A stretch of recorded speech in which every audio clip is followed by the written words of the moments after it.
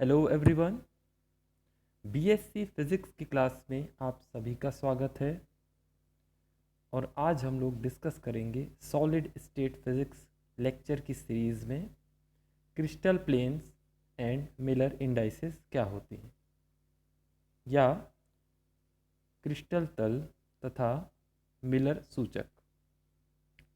इसके पहले हमने प्रॉपर्टीज़ ऑफ क्रिस्टल पढ़ा है, तो मैं कहूँगा कि इसके पहले वाला लेक्चर आप देख लीजिए, उसके बाद आपको ये लेक्चर देखना चाहिए। तो आगे बढ़ते हैं। क्रिस्टल प्लेन्स क्या होते हैं इसको समझना बहुत ज़रूरी है। सबसे पहले क्रिस्टल प्लेन या क्रिस्टल तल एक क्रिस्टल जालक को बिंदुओं से होकर गुजरने वाले अनेक समांतर समदूरस्थ तलों से बना मिलकर माना जाता है। इन तलों को जालक तल अथवा क्रिस्टल तल कहते हैं। ठीक है, मीन्स अगर एक क्रिस्टल का यूनिट सेल का स्ट्रक्चर बनाना है, 3D स्ट्रक्चर, तो एक छोटा सा प्लेन रख दीजिए सबसे पहले, उसके ऊपर दूसरा प्लेन, उसके ऊपर तीसरा प्लेन, उसके ऊपर चौथा, इस तरह से 50 प्लेन रख दीजिए। तो क्या बनेगा, आपके पास एक क्रिस्टल स्ट्रक्चर बन जाएगा। मतलब कि ये कह सकते हैं कि एक यूनिट सेल को आप बहुत सारे भागों में, समांतर भागों में काट दीजिए, तो क्या होगा, उसमें से एक भाग जो निकलेगा वो प्लेन को बताएगा। वैसा ही अगर आप बहुत सारे छोटे छोटे प्लेन्स को मिलाकर आप क्रिस्टल बना सकते हैं। दो क्रमिक जालक तलों के बीच की लंबवत दूरी को जालक अंतराल कहते हैं या लैटिस इंटरवल कहते हैं। Perpendicular distance between two consecutive planes is called lattice interval. Just आगे बढ़ते हैं। अब ये क्रिस्टल प्लेन्स होते हैं, देखिए यहाँ पर, जैसे इसके लिए देखिए, यहाँ पर क्या शो कर रहा है, देखिए ये जो क्रिस्टल प्लेन है, शेडेड एरिया यूनिट सेल के अंदर, ये एक्स एक्सिस से क्या कर रहा है, अंतःखंड काट रहा है या फिर इंटरसेप्ट से। तो इसमें ये प्लेन हो गया। ऐसे ही इसके पीछे और प्लेन हो सकते हैं, इसके पीछे और प्लेन हो सकते हैं। मतलब कि ये सब प्लेन मिलकर क्या बना रहे हैं, एक यूनिट सेल या क्रिस्टल का निर्माण कर रहे हैं। ये एक्स एक्सिस के डायरेक्शन में हुआ। वाई एक्सिस के डायरेक्शन में भी हो सकता है। देखिए ऐसे पैरेलल प्लेन्स क्या बना सकते हैं, वाई एक्सिस के डायरेक्शन में इस टाइप का स्ट्रक्चर बना सकते हैं, या फिर इस टाइप का भी हो सकता है, ये जेड एक्सिस के डायरेक्शन में होगा। तो इन जनरली जो कॉन्जिक्यूटिव प्लेन्स हैं, मतलब कि एक प्लेन के बाद दूसरा, दूसरे के बाद तीसरा, इन दो कॉन्जिक्यूटिव प्लेन के बीच की डिस्टेंस क्या होती है, आपकी लैटिस इंटरवल कहलाती है। यही हम बात कर रहे थे। और एक पर्टिकुलर प्लेन का जो नाम होता है वो इस तरह से शो किया जाता है। जैसे देखिए पहले वाले में क्या बता रहा है, 100, सेकेंड वाले में जो वाई एक्सिस के रिस्पेक्ट में प्लेन बना है 010, and third it Z axis के रिस्पेक्ट में, तो इसको लिखा गया है 001। तो यही हमको डिस्कस करना है कि ये प्लेन्स हैं क्या। अगर ये एक 2D स्ट्रक्चर है लैटिस पॉइंट का, अगर मैं उसी प्लेन को 2D में बताना चाहता हूँ, जैसे अगर मुझे 2D के लिए 2D के लिए अगर क्रिस्टल प्लेन का निर्माण करना है, तो देखिए यहाँ पर मैं एक पैरेलल लाइंस खींचूंगा इस तरह से। एक तरीका ये हो सकता है, एक तरीका इसके परपेंडिकुलर खींच दूँ, एक तरीका थोड़ा सा आड़ी तिरछी लाइन इस तरह से खींच दूँ। तो क्या हो जाएगा, ये पैरेलल लाइंस मिलकर क्या बनाएंगी, एक 2D क्रिस्टल का निर्माण करेंगी। वैसे ही प्लेन, बहुत सारे प्लेन एक के ऊपर एक रखे रहें तो वो क्या बनाएंगे, एक क्रिस्टल का निर्माण करेंगे, 3D क्रिस्टल का। तो इसी के बेसिस पे हम देखते हैं यहाँ पर, देखिए यहाँ पर कि ये प्लेन्स का नाम है 100, ये क्यूबिक के लिए होगा 110। देखिए थोड़ा सा टेढ़ा हो गया प्लेन। वैसा ही देखिए यहाँ पर 200 प्लेन्स, इन इसमें और इसमें क्या डिफरेंस है कि जो प्लेन्स है वो कॉर्नर्स पे बना हुआ है, और साथ में कॉर्नर के बाद इस बीच में भी प्लेन बना हुआ है यहाँ पर। ठीक है, तो इसके बेसिस पे अब देखिए ये वाला भी है। तो यहाँ पर आपको जो नंबर्स दिख रहे हैं 100, 110, 200 एंड 111, ये जो है मिलर इंडाइसेस होते हैं या फिर मिलर सूचक होते हैं। इसी को हम आगे डिस्कस करेंगे और इसके लिए एक न्यूमेरिकल क्वेश्चन भी सॉल्व करके देखेंगे। मिलर इंडाइसेस क्या होते हैं? वैज्ञानिक मिलर के अनुसार किसी क्रिस्टल तल को 3 संख्याओं h की l द्वारा व्यक्त किया जाता है। इन संख्याओं को मिलर सूचक कहते हैं। ये एक इंटीजर नंबर होते हैं, पूर्णांक होते हैं। मिलर सूचक वे छोटे से छोटे 3 पूर्णांक हैं जिनका अनुपात उस तल के द्वारा x, y, z अक्षों पर कटे अंतःखंडों के व्युत्क्रम के बराबर होता है। मीन्स x एक्सिस में जो अंतःखंड काट रहे हैं उसका व्युत्क्रम, y एक्सिस में काट रहे हैं उसका व्युत्क्रम और z एक्सिस में जो अंतःखंड काट रहे हैं उसके व्युत्क्रम का जो अनुपात होगा वो h के l के अनुपात के बराबर होगा। ये कह रहे हैं h के l मतलब कि मिलर इंडाइसेस, h अनुपात k अनुपात l equal to a upon L1 अनुपात b अपॉन L2 अनुपात c अपॉन L3। यहाँ पर L1, L2, L3 क्या है? इंटरसेप्ट हैं या फिर अंतःखंड हैं।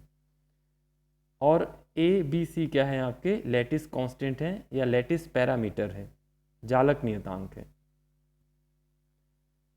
क्रिस्टल स्ट्रक्चर जब हमने पढ़ा था क्लासिफिकेशन उसका, तब क्लासिफिकेशन में A equal to B equal to C किसके लिए था? क्यूबिक के लिए था। और अल्फ़ा बीटा गामा की वैल्यू 90 डिग्री था। तो उसको आप एक बार देख लीजिए, तभी आपको समझ में आएगा कि ABC क्या है। इन जनरली लैटिस पैरामीटर है। 3 डायमेंशन के लिए 3 पैरामीटर होंगे, 2 डायमेंशन के लिए 2 होंगे केवल। तो आगे बढ़ते हैं। फिर ये इंग्लिश में लिखा हुआ है, इसको अभी आप पढ़ लीजिए एक बार। सिंपल सा एक इंटीजर नंबर्स हैं और इनके जो एक्स वाई जेड एक्सिस में जो इंटरवल्स हैं, इनका जो इंटरसेप्ट का जो रेसिप्रोकल होता है वही मिलर इंडाइसेस को रिप्रेजेंट करता है। इसको समझने के लिए आप ये देख सकते हैं, देखिए यहाँ पर ये एक्स एक्सिस हो गई, ये वाई एक्सिस और ये जेड एक्सिस। तो इसके बेसिस पे हम समझें तो ये ओरिजिन हो गया आपका, और ओरिजिन से अगर मान लेते हैं एक्स एक्सिस में कोई इंटरसेप्ट कट रहा है यहाँ पर इस पॉइंट पे, इसकी वैल्यू है 2 यूनिट।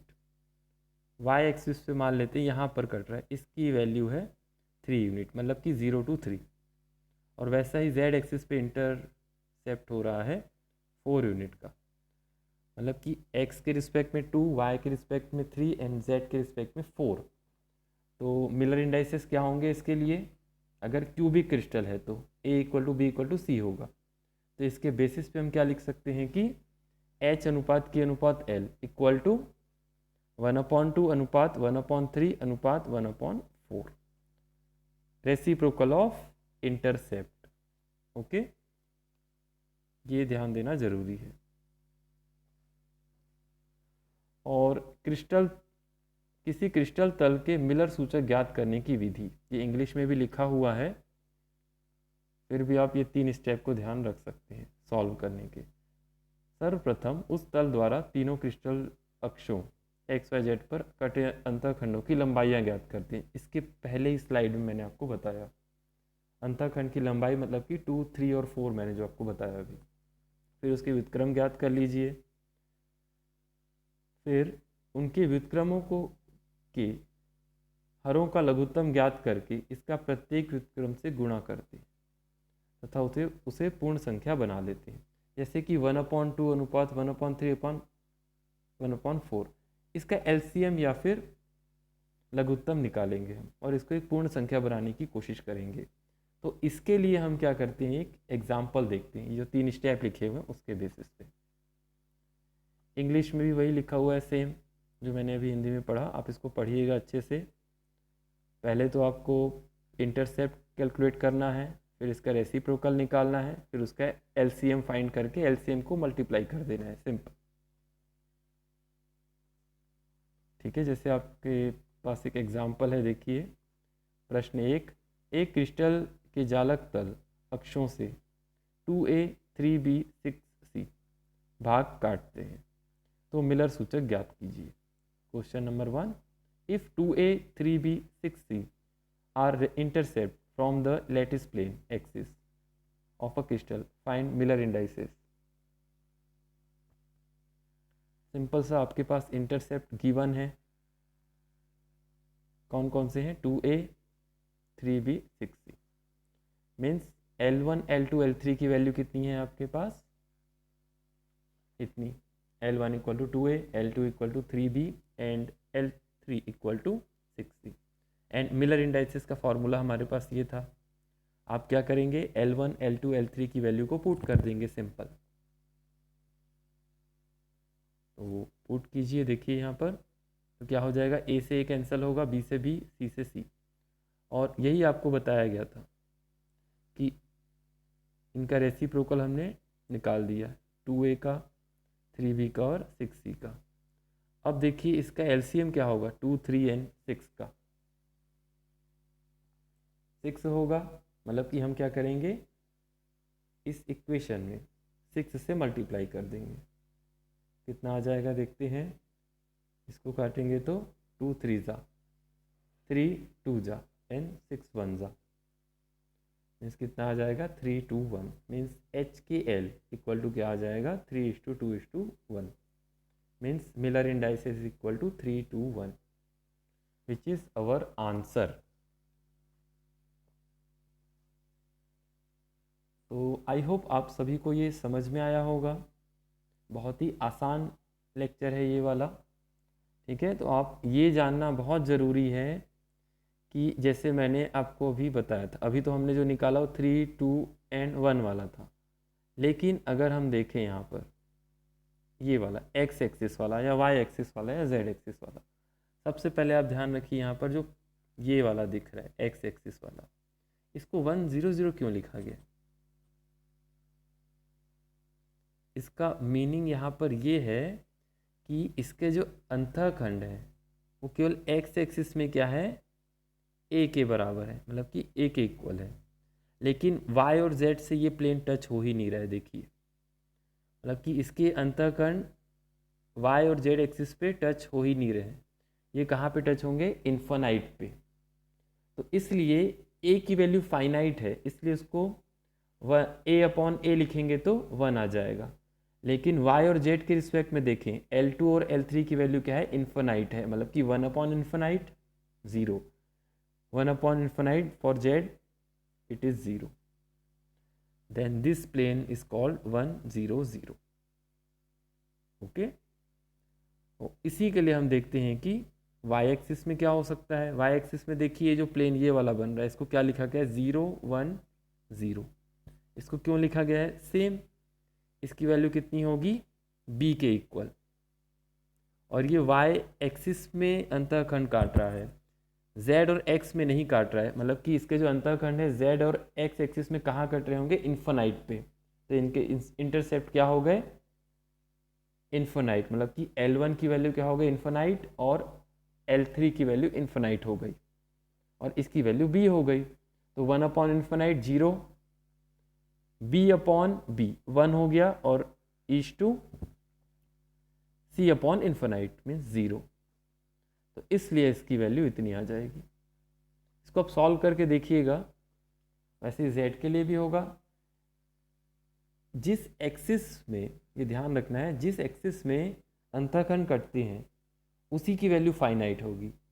और एट पर्टिकुलर यूनिट सेल के लिए अगर आपको नहीं दिख रहा है वहाँ पर किसी भी एक्सिस के लिए, किसी भी एक्सिस के लिए अगर आपको इंटरसेप्ट नहीं दिख रहा है, इसका मतलब हो कि इन्फानाइट पे इंटरसेप्ट हो रहा होगा, मीन्स उसकी वैल्यू इन्फानाइट होगी, और उसका रेसिप्रोकल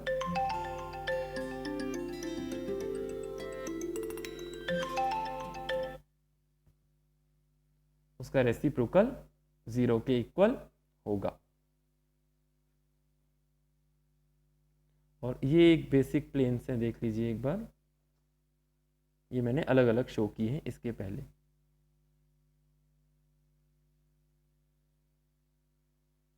ये अलग तरीके हैं, देखिए यहाँ पर 1 0 0 0 1 0 एंड 0 0 1 जो प्लेन्स है वो तो बहुत इजी है, लेकिन इसको देखिए 1 0 1।